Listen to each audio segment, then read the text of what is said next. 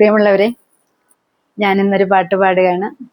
ഇത് ഒരു പഴയ സിനിമയിലെയാണ്. അതായത് 1974 ഇറങ്ങിയ നെല്ല് എന്നുള്ള സിനിമ നമുക്ക് എല്ലാവർക്കും അറിയാമല്ലേ. ഇത് നമ്മുടെ കേരളത്തിന്റെ പ്രശസ്ത എഴുത്തുകാരിയായിരുന്ന പി വത്സലയുടെ ആദ്യ നോവലായിരുന്നു ഈ നെല്ല്.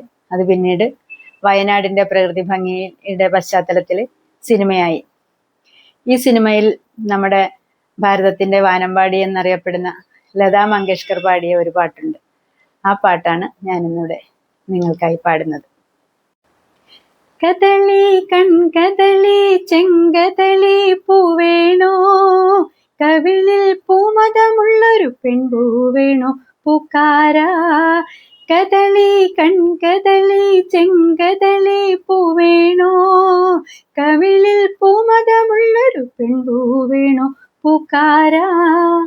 മുകളിൽ ചില് ചില് ചില് ജിഞ്ചിലമോടെ മുകിൽ പൂവിടർത്തും പൊൻകുട കീഴേ.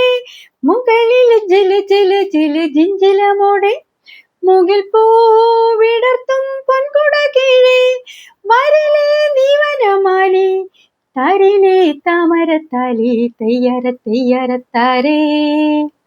കദളി കൺകദളി ചെങ്കദളി പൂവേണോ, കവിളിൽ പൂമതമുള്ളൊരു പെൺപൂവേണോ പൂക്കാര.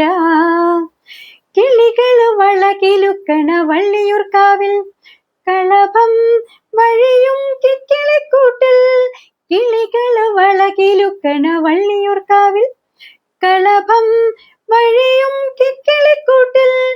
ഉറങ്ങും നിത്യമെൻ മോഹം ഉണർത്തും വന്നൊരു നാണം തെയ്യര തെയ്യരത്താരേ.